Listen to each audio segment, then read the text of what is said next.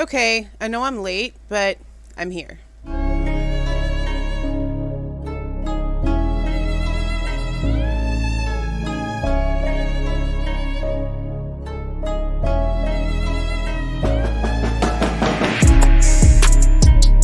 Hey guys, this is Jules with True Crime Reactions. Now, I posted my video on the declaration of Ann Taylor in the Idaho 4 case last night, and I went to go do the rest, or at least another video for the rest of the declarations. But while I was waiting for my Ann Taylor video to download, I got on Dago's Live, and what was in my mind only going to be a 20 or 30 minute conversation turned into an over 3.5 hour conversation that didn't end until after 3 a.m. And so, yeah, I have not actually read any of the rest of the documents yet. Even right now, it's like 3 o'clock on Saturday. I still haven't read it. I know the huge information that has stemmed from the documents, but I am still going to read the documents because even though it's a big, huge topic, I want to read it for myself and have you guys also see it for yourselves. So we're still going to go ahead and read that one today, the big document today. I am still going to go in and do separate videos for the declaration of Micah Barlow and Stephen B. Mercer, but I'm going to put them together in one shorter video because they're basically about the same thing, so there's no reason for there to be two videos on those. And then I will do a video concluding the rest of the documents and give you my basically finalized thoughts on everything that has just happened over the past 48 hours in this case. But let's go ahead and get started. Okay, so we're going to go ahead and read the objection to state's motion for protective order, and we're going to go straight into the factual background. On November 13th, 2022, law enforcement responding to a 911 call found Madison Mogan, Kaylee Gonzalez, Xana Kernodle, and Ethan Chapin deceased. Law enforcement later found a K-bar knife sheath placed next to Miss Mogan on her bed. The sheath was placed button side down and partially under Miss Mogan and the comforter. On November 20th, 22, the Idaho State Police Lab in Meridian, Idaho, located DNA on the button of the sheath and performed STR analysis that led nowhere when ran through CODIS, other than to show the provider was a male. So the 13th was the incident. A week later, on the 20th, is whenever the ISP lab actually located the DNA. And them running the DNA through CODIS is how they found out from the sample that they did have that it was from a male, even though it popped up no information. Okay, let's go. By December 17th, 2020, lab analysts were aware of two additional males' DNA within the house where the deceased were located, and another unknown male DNA on a glove found outside the residence on November 20th of 2020. And the other two male profiles were found around the bodies of the deceased. Now, remember, there's 4 victims. And also, keep in mind something here, guys. I mentioned this on Dago's Live last night. These articles, these documents are being written right now.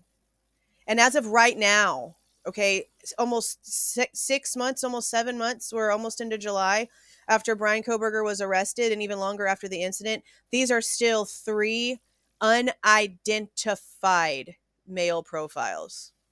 Unidentified, meaning to this day, no one has done any work on those profiles to find out who those 3 unknown males were. They went with whatever little bit of nothing they found on this knife sheath next to Maddie and ran with it, even though there was at least 2 other unidentified male profiles found next to the deceased's bodies. Which ones we don't know, but why wouldn't they have done workup on those as well? That doesn't make sense. That's not an investigation. That's crap. To this date, the defense is unaware of what sort of testing, if any, was conducted on those samples other than the STR DNA profiles. Further, these 3 separate and distinct male DNA profiles were not identified through CODIS, leading to the conclusion that the profiles do not belong to Mr. Kohberger. While this was ongoing, police were investigating many various possible suspects. Many of them provided DNA. At least one had his DNA surreptitiously taken from a discarded cigarette.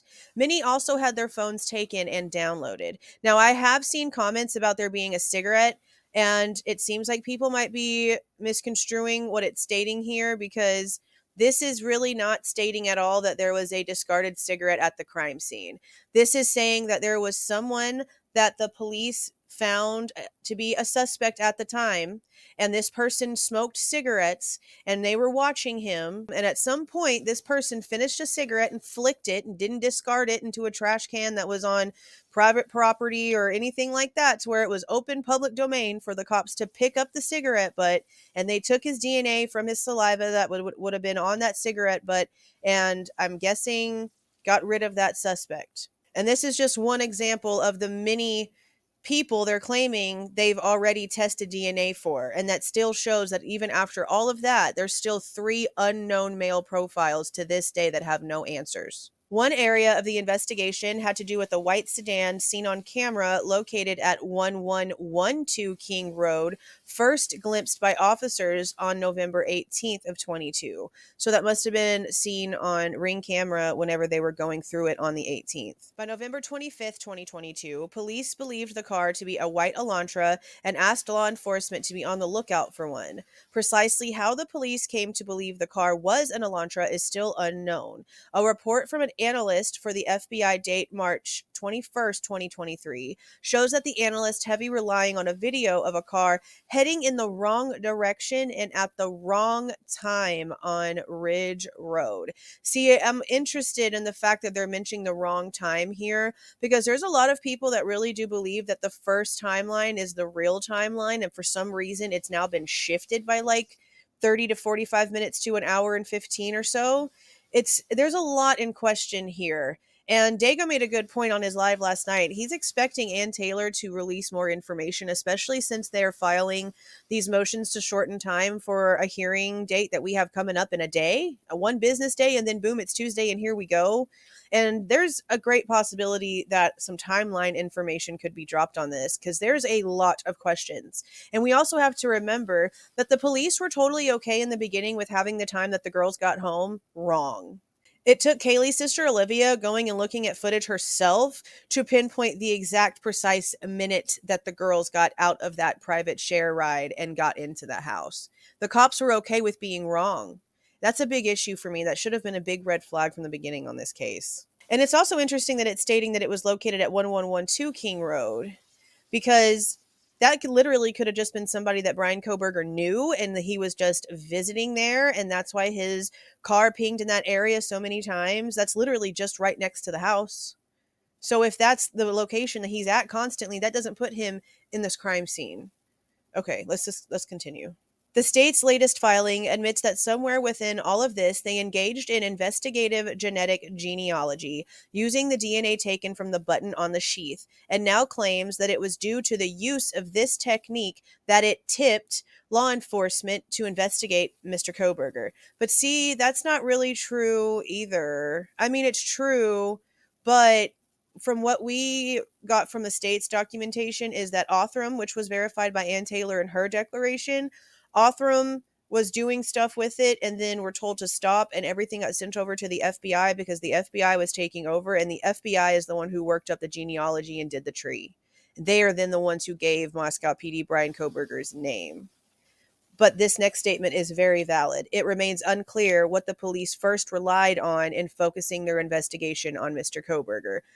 Well, I mean, from what we've heard, like I just said, it was the FBI's genealogical tree that was apparently found from the DNA that was taken from the knife sheath.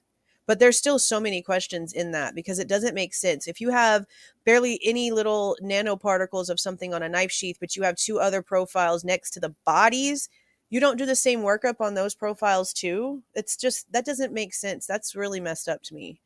No matter what came first, the car or the genetic genealogy, the investigation has provided precious little.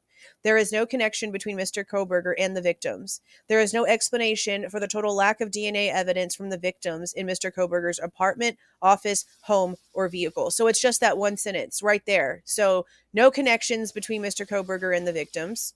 No explanation for there being no DNA whatsoever from the victims in his apartment, his office, his home, or his vehicle. And home means parents' house in Pennsylvania.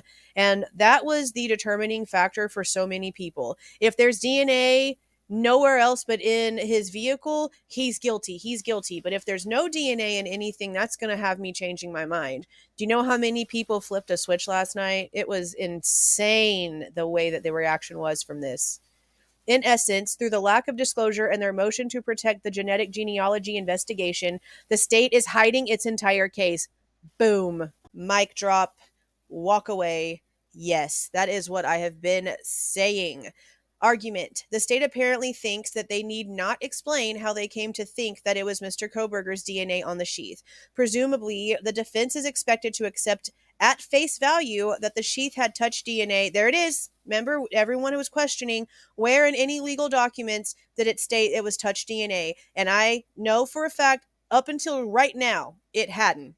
Because the whole thing with Othram Labs and the whole thing with it being touch DNA came from my first viewing of a Megyn Kelly show where she interviewed Howard Bloom. And Howard Bloom is who said it for the first time to my ears. And that was a long time ago. But now everything that we were hearing is just rumor when it comes to this strange private lab being involved and the IDs not being the victims and there not being a connection on social media from Bryan Kohberger and there just being touch DNA.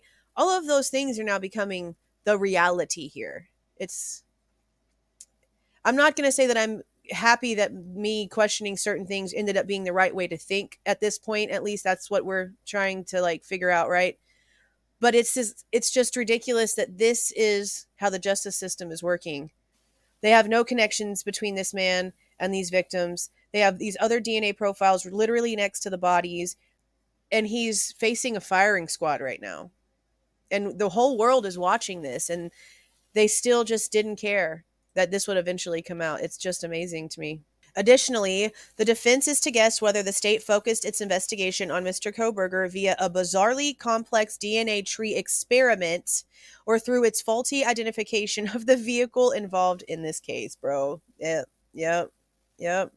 Perhaps unsurprisingly, Mr. Kohberger does not accept that his defense does not need this information. It rather obviously falls within the ambit of Rule 16b4 and 5, a fact that the state's briefing makes clear in its kitchen sink approach to their briefing. The state begins their argument claiming Rule 16 has no interest in IgG testing, and then ends their argument claiming that somehow people will stop sharing their genetics if they were to realize the government is watching. Both arguments must fail. Yes, okay. To begin with, the state apparently only wants to prevent Mr. Kohberger from seeing how the IgG profile was created and how many other people the FBI chose to ignore during their investigation. Oh, yep. Because at least 2 profiles, right? At least 2 by the bodies. I can kind of be like, oh, it's a glove. It's on the outside. It's by the trash. Could be relevant. Could be. But the 2 next to the bodies definitely should have had the exact same workup. We should have had the exact same investigation into all 3. Bryan's on the knife sheath and these 2 other unidentified. This is insane to me. And I'm just going to keep saying that. Insane. In essence, the state argues that if the later STR testing is accurate, then there is no reason to concern ourselves with how the state came to investigate Mr. Kohberger. State's brief at 9. What the state's argument asks this court and Mr. Kohberger to assume is that the DNA on the sheath was placed there by Mr. Kohberger and not someone else during an investigation that spans hundreds of members of law enforcement and apparently at least one lab the state refuses to name. Let me read that again. And not someone else during an investigation that spans hundreds of members. She is basically stating right here that this damn thing could have been planted, in her own words, bro. Not someone else during an investigation that spans hundreds of members of law enforcement and apparently at least one lab the state refuses to name. That's what she's stating in her legalese. Wow, bold. Awesome, bold. Perhaps most puzzling is the state's argument that while Rule 16b5 requires them to turn over the results or reports from scientific investigations, it does not require the state to disclose what law enforcement does with the results or reports. State's brief at 14. First of all, that sounds like an admission that the information as to how the IgG was carried out should be disclosed.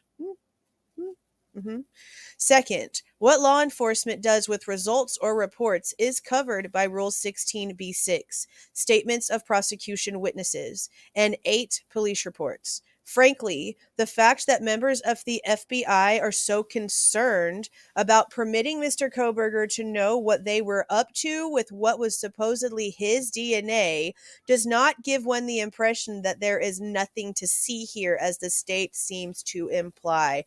Bam! Damn! Finally, the state's claim that ICR 16G2 applies to this matter is quite bizarre. Presumably, the independent company that government relied on was paid for its work and would stand by it in court.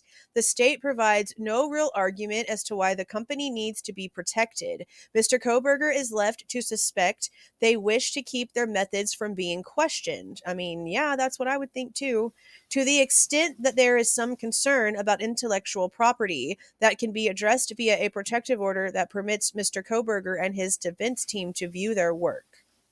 Second, the state appears to argue that everyone living on Earth that provides genetic information is A, unaware that their DNA could be used by a government somewhere for something, and B, is an informant within the meaning of the term in the rule. Yeah, I mean, it's been a conspiracy before we even knew about it, so yeah. The state's citations to cases involving actual informants hardly help to make this incredible leap. No court has ever found the existence of a DNA informant. It would appear that the state is acknowledging that the companies are providing personal information to the state, and that those companies and the government will suffer if the public were to realize it. Bro! The only 2 databases that allow access are ones that already inform their users, and those users can opt in to allow law enforcement searches. The statement by the government implies that the databases searched may be ones that law enforcement is specifically barred from, which explains why they do not want to disclose their methods. If the fact that the government is looking at the genetic information that people are sharing was at all an issue, then the state's very public acknowledgement of such investigations was clearly a big mistake. In any case, it is hard to understand why Mr. Kohberger should be the one to suffer, because these companies in our government choose to either mislead or not educate the public.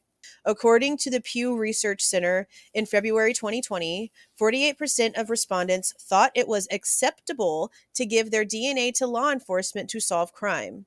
33% said no, and 18% were unsure. However, 60% thought their genetic information could not be shared with other companies. There is no federal law about the sharing of genetic information, but multiple states have begun regulating police use. That's true. Mr. Kohberger has reasons to be extremely suspicious of the IgG used in this case. Rather than seeing it as some sort of complex tree building that led to him, it appears far more like a lineup where the government was already aware of who they wanted to target. Rather than have the investigation done by someone blind to the fact, the FBI chose to do it themselves. This is akin to the police pulling in Mr. Kohberger and 5 of his cousins off the street, then pointing at him. The only authority the state has in its favor that is on point is a trial court order from a Californian case that settled before it could lead anywhere. That rescission relied on is People versus Johnson. The court in Johnson was not deciding whether a defendant had a right to know how he was identified, only that his identification could come in a trial without a mini trial about it. A better case on this issue was State versus Ortega. In this case, an appellate court heard similar arguments about the need for software used for facial recognition to be discovered to the defendant, though they would not be admitted at trial. The court, considering the matter, found, "We are keenly aware the cases we have discussed involved instances concerning Fry, hearings and potential expert testimony, and that here we are dealing instead with eyewitnesses who have already identified the perpetrator, and the identification found inadmissible under Wade. However, the facts of this case convince us defendant will be deprived of due process if he does not have access to the raw materials integral to the building of an effective defense." Now, even though this is not the same as DNA, this is about facial recognition, and just like I mentioned how the references the state gave us are not the same, so they were irrelevant to me as a person who's reading and comparing, words being used. This one also is not exactly, but the basis of this argument is the raw data, the raw materials that were used. And that's what everyone is having an issue with, because it sounds as if the FBI deleted all the raw data, didn't take any notes on anything that was, seen while they were analyzing that raw data, and then just gave them the results. That's not okay in any case. I don't care how anyone tries to loop that around or whatever. That is not okay whenever this is actively a part of the investigation. Mr. Kohberger finds himself in a similar position as Mr. Ortega. A massive investigation came to focus on him and him alone. The state appears to be trying to hide its original domino such that he cannot discover why. Meaning they don't want us to find where this mistake first started. Mr. Kohberger has a right to discover and question the investigation that led to him. This court should so find. And yes, the court should so find. Yes. Well, so many questions are getting answered, and I'm going to go back in and put these new dates that we've gotten in these documents into my timeline that I have, where I've combined all of the timelines from all of the information that we've gotten, because they had his car information on 11/29. But then they also had 2 other male profiles right next to the deceased bodies that they didn't even bother doing a workup on. That's 3 people that should have had all the exact same investigations done on them, especially since there's no connection being found on social media or on any of the evidence that the defense or the state has at this point that shows how Bryan would have even known the existence of these people. And honestly, I'm really wondering if we're going to get maybe some more details and some more clues as to what Bethany's so-say exculpatory evidence could be. This case has gone insane. Just insane. This could literally be the most historical case in history. Because if you really think about all of the things that are being talked about in this case, because there's not just one thing that could be one massive mistake here. There's so many things. This case and the way that it is handled could literally rewrite laws. People need to think about that, because this stuff is getting insane. Okay, I'm going to go ahead and get this one done, and I'm going to go over the rest of the documents. But before I end this, I still need my gift card winners to email me. I ran a gift card giveaway for members only this time, but there will be a separate one this next coming month for members, and then another one for subscribers, so it's coming. But I still need my members to email me so that they can grab their $50 gift cards. So Holly and Anina, please email me. My email is in the description box below, and it's also in the pinned comment. Please remember, you're going to have to prove that you are who you are, because humans are crap, and I'm not trying to give some troll or some hacker or some faker y'all's hard-earned little prizes, okay? So I'm going to go finish all these documents. I hope to hear from my winners very soon. Until then, see y'all.